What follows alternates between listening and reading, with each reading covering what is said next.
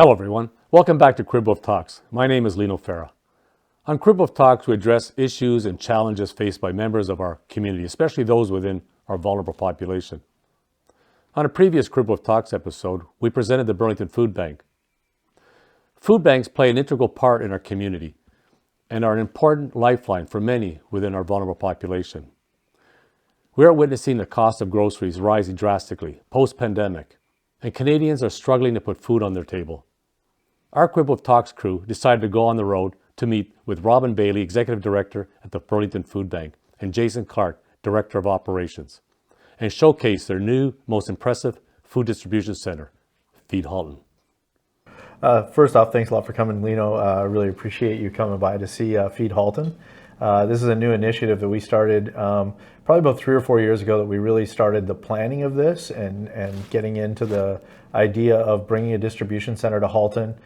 We noticed across pretty much every large region in Ontario, they have a distribution center that helps the food security agencies.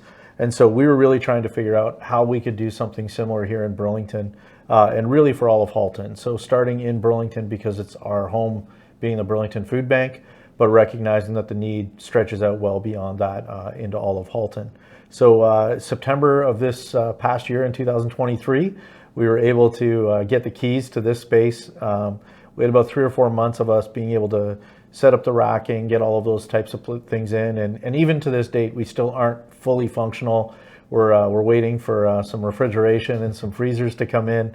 But really, this space is going to be used by the entire community as far as the food security network goes. So any of the local pantries, the food banks, whether they be a Feed Ontario member like we ourselves are with the Burlington Foodbank, or if they happen to just be a local, kind of a church or a community center that's serving people in the public who may need help with food, that's really what this is designed for, is for it to be a resource for any of those types of agencies looking for food. So we really based what we're doing on 3 organizations that we spent a lot of time getting to know.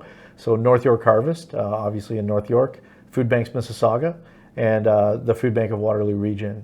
Each one of those organizations really don't do anything as far as food delivery goes, although North York does, but those other 2 really don't do a lot of direct to client focused. It's more about serving agencies, so that agencies throughout their communities can serve people, so that those who are in need of food resources find them really close to their door, rather than having to travel across their community to reach out and get some food.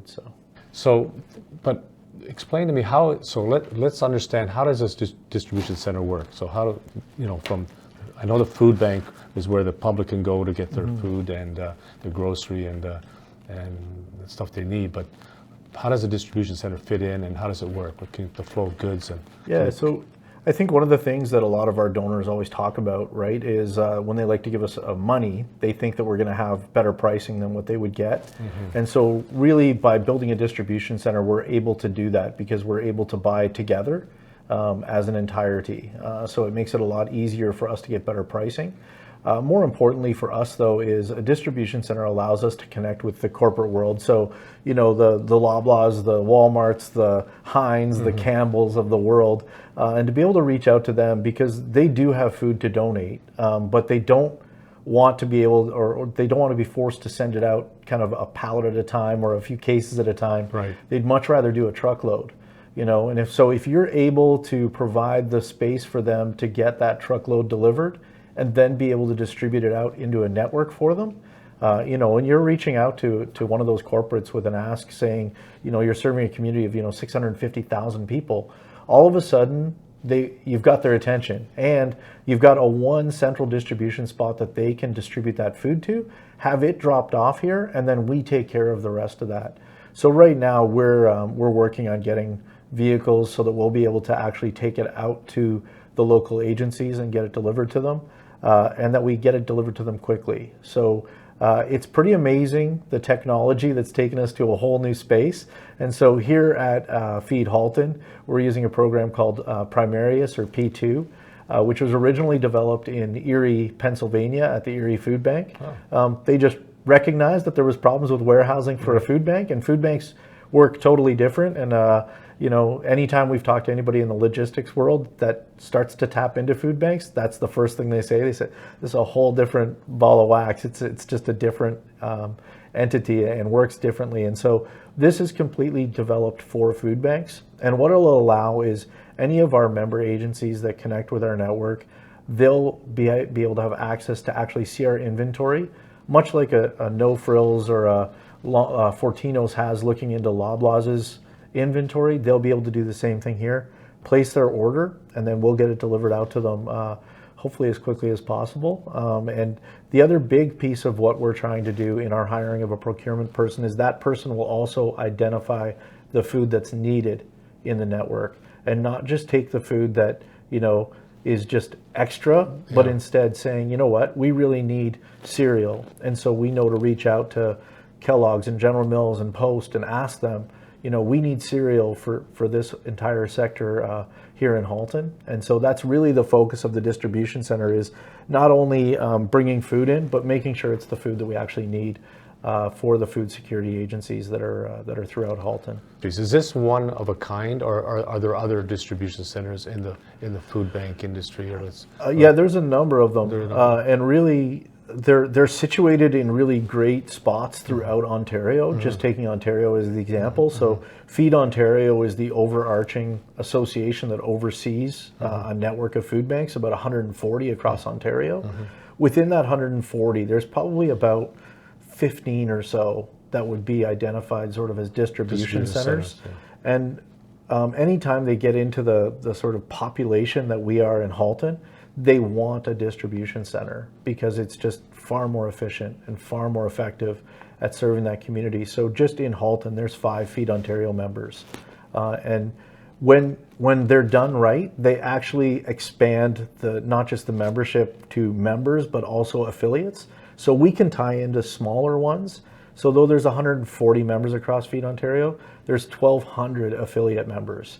So 1,200 food security agencies across Ontario are actually served by Feed Ontario, basically through these distribution centers that are doing the great work that they do. That's great. So you must be really excited, because I mean, when I go to visit the food bank on Plains Road, for example, you see you're overwhelmed with products. Or you go in there, small space, maybe you get tons of donation in 1 month or 1 week or 1 day, and then then there's a little bit of a lull in the period, and then all of a sudden, boom, you're full up to the roof, right? So with distribution center, from a business perspective, you can almost 12,000 square feet, you mentioned 10,000 square feet of warehouse? About 11,000 square feet of warehouse. There you go. 11,000 square feet. Are you categorized? I think you mentioned you categorize. All barcoded.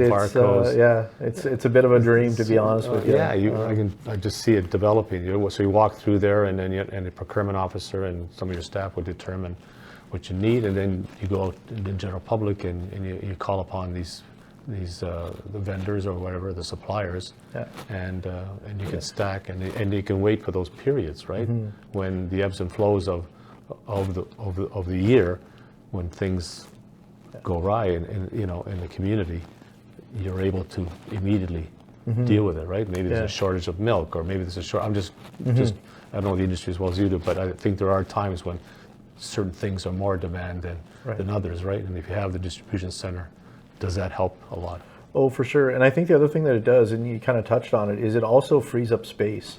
So anyone who wants to maybe serve their community a little bit better, and have always had this idea of, we need something like a food pantry or something like that, we can do like a just-in-time delivery. So all of a sudden, a much smaller space is now available that you can use, because we'll bring in the food on a Tuesday and you distribute it Tuesday night, and then you distribute it all, and the next Tuesday, you know that the food's going to come again, and you don't have to necessarily have that storage space. I know you came by the food bank over on Plains Road, and you know how crunched that space gets at times.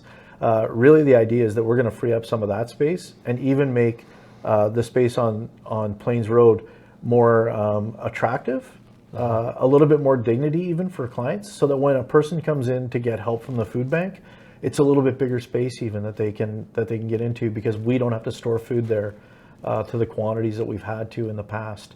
And coming off of the holiday season, I mean, that's our busiest time of year as far as donations come in. And the food that we had distributed, we were able to bring a lot of it to here. And so it's up in the racking here. And then as the Burlington Foodbank needs more food, they just place an order, and then we prepare it and send it off from here. And it's at the Burlington Foodbank, and all the people in Burlington that need the help there, it's available wonderful. to them. You know, with any organization, well, you have the food bank, now you have the distribution center, you're going to need people, right? So I assume you have a plan for more volunteers to reach out to, or you have.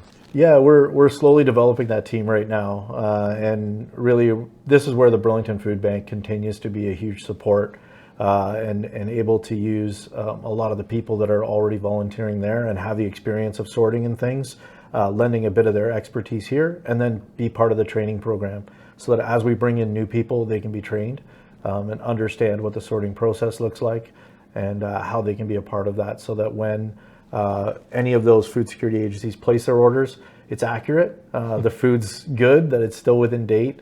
You know, it's a very important thing for us that not only are we providing food to people, but that it's still within date, that it provides the dignity piece and allows people to feel that they're well cared for by their community. Yeah, I've been to your food bank, as you know, and I don't know how many you have. I think you mentioned the number of people. You have 100 volunteers. Yeah, 75 to 100. Incredible. Yeah. And you know, I'm sure the distribution center will even be a bigger scenario, to the point that where the volunteers feel good too, eh? Yeah. The people are.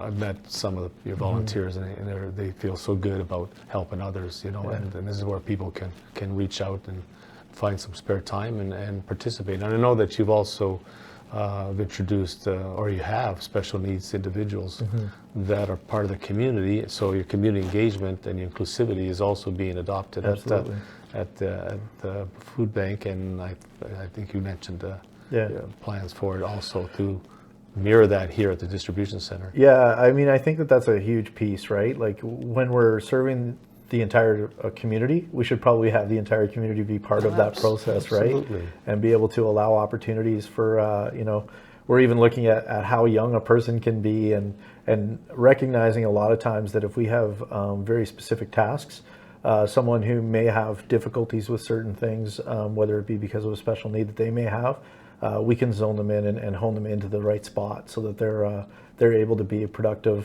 here at the distribution center. You know, Robin, that is so important, because you know I work, as you know, with a lot of special needs individuals and my foundation, all that stuff, and the fact that they're you know they're probably a community that doesn't really know what's going on a lot in the community, so the access to information is important. When they can meet a fellow peer or friend, you know, special needs, who is volunteering, for example, at a food bank, a distribution center, that message is passed on to them, saying, hey, if you need some food, or you have some difficulty with putting stuff on the table, or come to this organization. I work there, so that message spread, and these individuals now, hey, don't be afraid to go to the food bank. You know what I mean? They're a loving organization that you are entitled, just like everybody else, right? So that's a good thing, Robin. I just think that everything that we're trying to do really transcends society. It's from all walks of life, right? And recognizing now that a lot of the people who are having to use the food bank even are people who never thought they would have to use a food bank, right? So not only is it people with special needs, but also people who felt that they were doing pretty well, and now it's a lot more difficult, and a lot of the people, are working full time, and now they have to use a food bank because of a lot of the things that you had said earlier, as far as, just inflation, so many things start to attack us and make it very difficult. So it's really important that for us, we're available to anyone who needs us. I think the Halton community will, once they realize that this distribution center is open, is going to be very happy for you and happy for the community. I mean, with 1%, 1.5% vacancy, the fact that you're here and you have this lovely facility, which, by the way, you're going to show us, so we're going to walk around soon and look at it. This is a great thing for the community, right? And I'm happy for you. Yeah, and there was a bit of guilt, to be honest with you, really? when just in the space. It's a beautiful space, and so you sometimes feel like, you know, are we supposed to be here? But, you know, we have a great landlord, and we were able to find the right space. And to be honest, the location itself as to where we are is perfect for serving all of Halton. Really, for us to be able to run north and south, east and west, it's perfect for us to be able to serve all the way up to Georgetown. Nice. And as well as, you know, Oakville, Milton, and Halton Hills, Acton, like, and then of course Burlington. I mean, that's our home. So. Well, I think everybody you talk to that I've spoken with will agree that there's a need, right, for food banks. And if there's a need for food bank, and you can tell by the donation. I mean, I'm part of the Burlington Old Timers Hockey Club in the Burlington community, and you know, through Bowser, the Bowser ladies have done a wonderful job at some of our games collecting items and stuff, and you know, you can tell that people want to contribute, right? And so if you believe in the food bank and you believe that there's a need for it, you can tell, not just in Halton. I mean, pick up the paper everywhere. You know, they're popping up and they're short of food or they're short of donations. So there's a definite need for it. So I don't think you have to have any guilt. Yeah. Trust me. I think the distribution center will be a lovely message to people, knowing that now we have the propensity to accept more. Yeah. I know it'll be all dried goods in the beginning, right? Because you have your freezers and you have a lot of setup costs to do, as you mentioned earlier, right? So, but that's a good thing. But you know, maybe now we can go and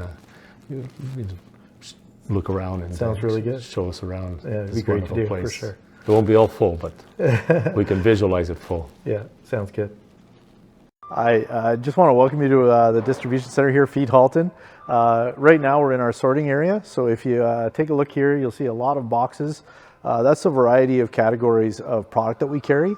And so when food comes in unsorted, so you'll see a lot of food over to over the left here, and a lot of that is donations through a variety of food drives that have happened throughout Burlington over the holiday season. And so all of that food needs to get sorted.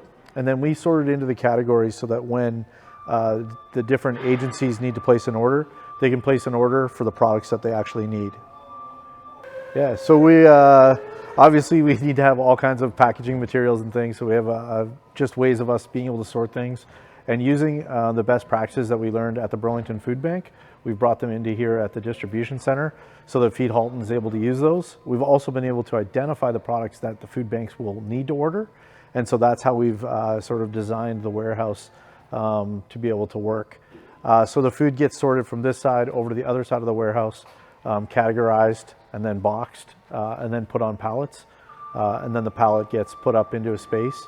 You'll see that there's barcoding on all of the racking. That's so that we know exactly what product is where within the warehouse.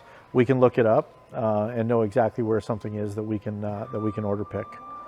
Again, this portion of the warehouse is totally designed for sorting food.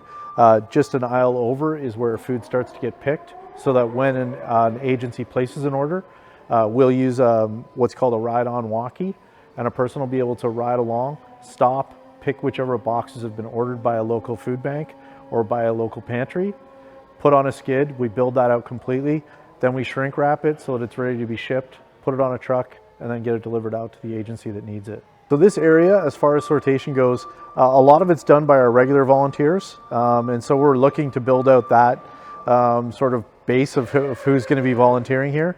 But the other big space, the other thing this space does for us is it allows us to bring in corporate partners, or even, you know, in the past couple of weeks we brought in hockey teams and had them come in and help us sort. Sometimes not to the full extent. Sometimes it's some younger players, we have them sorting cans and not cans. But oftentimes what we're able to do is sort of figure out what a group can do and what they're able to do.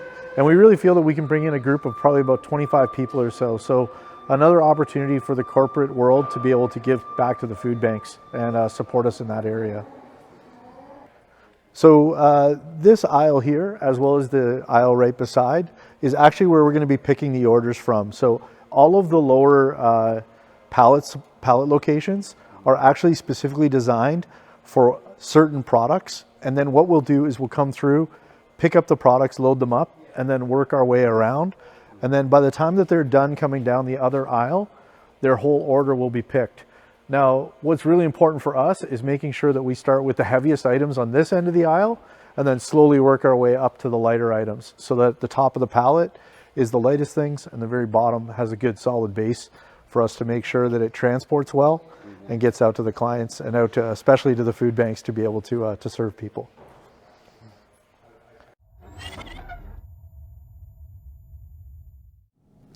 Jason, nice of you to be here with us today. Thanks for having me. I understand you're a director of operations Yes. here at the Distribution Centre. Feed Halton is the name of it. Yes. Perhaps you could tell me, or tell us, our viewers, what exactly do you do in your role as director of operations here? Well, right now it's pretty broad. We are setting up to go live next week to start distributing our non-perishables right now to a couple of food banks within the Halton Region. So right now I'm everything from picking, packing, and shipping to hiring new staff and bringing on new volunteers. Basically, I cover the full gamut of our operation. So typically you do everything because it's a startup. Right. But you eventually will have a staff, or Yep. You'll be a whole bunch of volunteers. I understand that Robin mentioned that we could have 75 to 100 volunteers. Yeah, I think ultimately that's the goal. The goal. We will have a small staff of working in the warehouse, a couple of drivers. We plan to have a couple of drivers for our vehicles once we have them fully purchased and insured. A warehouse supervisor to help out with our sortation volunteers and our regular volunteers that we hope to bring on board. And then on Robin's side, there's going to be a fundraiser individual as well as an agency rep. Right. Typically, what do you find could possibly be an obstacle to achieving your objective of opening, in 2 to 3 weeks? Distribution center like this one here that is unique to the food bank. You know? An obstacle right now, honestly, I would say we don't have one. Good. I think we've had enough time. We've been able to plan certain things out and do some testing of our systems. The viability of certain procedures. Right now, we're still going to be fluid for the first year, making sure that we can service our clients the best way and most efficient way possible. So I don't really foresee many obstacles for next week, because that's kind of our soft go live with the two food banks that we currently have on board that we're going to be servicing right away. Was there any transportation aspect to this distribution center that you would own or operate, or would it rely on third parties? No, so yes, we will have our 2 vehicles of our own. Okay. One's just kind of a small Sprinter van that will service the smaller food banks, pantries, and so on. The other will be a 24 to 26 foot straight truck. Both will have reefer capabilities, so to keep things cold while on delivery or for pickup. So yeah, just the 2, and maybe more down the road. It's a catch-22. We do project that we will expand over within probably 5 to 7 years. Sadly, because it's a necessity, not because it's necessarily what we want. So, there's a possibility of expanding to a larger facility, a larger fleet of vehicles, and more staff. Is this a relatively new position for you, or how long have you been with the? So with Feed Halton, Yes. This is a new position. My background is almost 25 years of supply chain, whether it be purchasing, inventory control, the full gamut. If it's been done in a warehouse, I've pretty much done it. So that was what attracted me to Robin, was having that supply chain mindset. There are a few things that I have to learn to adapt in my brain in regards to inventory control, because it's much harder. We go weight in and weight out, but we inventory our product by cases. So it's a it's a little bit different, and our accuracies aren't necessarily what's most important. What's most important is getting food out to More labor those in need. intensive than Little. automated at this Yes. point in time, being an Yeah. not-for-profit. Yeah. But maybe you'll get there. Oh, we will. Yep. So it's a very exciting role for you. I wish you luck. But I must ask you, why do you, Jason Clark, believe that this distribution center and this food bank and this whole organization is so important to this community? So I guess over the last, I'll try to keep it as short as I can, but over the last couple of years, like I said, I've been in the supply chain world, supply chain management for probably 15 years. I was looking to actually make a complete and total change. But as you can tell by my hair, my age is not conducive to... We won't go there. It's not necessarily conducive to starting a new career. And this opportunity came up. And I was looking for something that was more fulfilling, that would be more fulfilling to me. And this was an opportunity where I could take the skills that I've gained over the years, over my career, and apply them to something more meaningful. Prior, my goal was always create efficiencies to, inflate the bottom line. Now my bottom line is food. Wonderful. Yeah. Well, thank you for sharing some time with us. And Thank you. it was nice meeting you. You as well. Bye-bye. It was certainly a pleasure interviewing Robin Bailey and Jason Clark at Feed Halton. Food providers will now be able to work in partnership with Feed Halton, thus enhancing inventory, accessibility, and delivery. If a member of our community is struggling to buy food for whatever reason, do not hesitate to visit the Burlington Foodbank. Their caring staff and volunteers will help ensure your food securities are met. Thank you for tuning in, and please keep watching our monthly episodes on Your TV and Cable 14, or visit YouTube and type in Crib of Talks to view all of our episodes. Of course, you can always follow us on social media. I'm Lino Fera. Have a great day. Stay